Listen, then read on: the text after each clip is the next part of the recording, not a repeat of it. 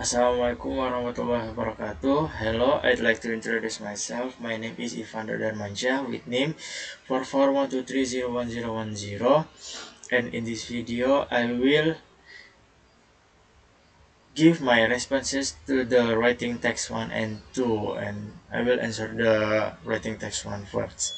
The bar chart compares the percentage of people born in and outside who live in cities, towns, and rural areas in 1995 and to 2010.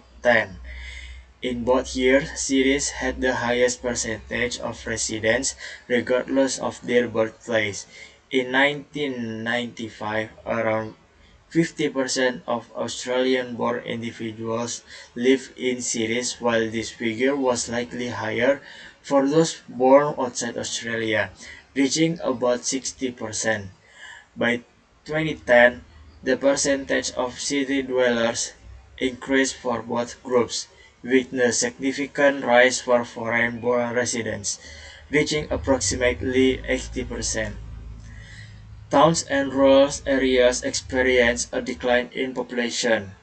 In 1995, about 20% of Australia-born individuals live in towns, but this number decreased slightly by 2010. A similar trend occurred for those born outside Australia. Rural areas saw the biggest decline, especially among people born overseas, whose percentage dropped drastically by 2010. Overall, the data suggests a growing preference for city life over rural and town living, particularly among foreign-born individuals. And now I will answer the writing text 2.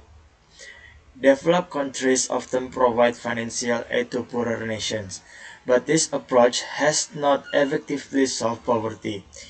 Instead of focusing solely on financial assistance, wealthier countries should offer alternative forms of support. I strongly agree with this view for several reasons.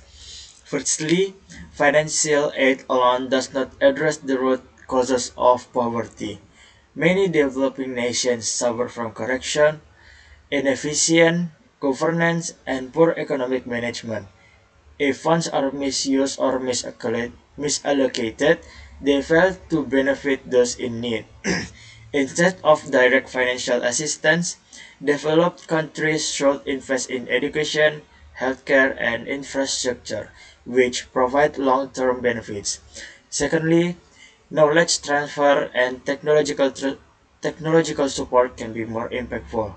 Wealthy nations have advanced expertise in agriculture, industry, and digital technology, which they can share with poorer nations. For instance, training programs for local farmers or entrepreneurs can create self-sustaining economies rather than dependence on aid. Moreover, their trade policies and market access play a crucial role in economic growth.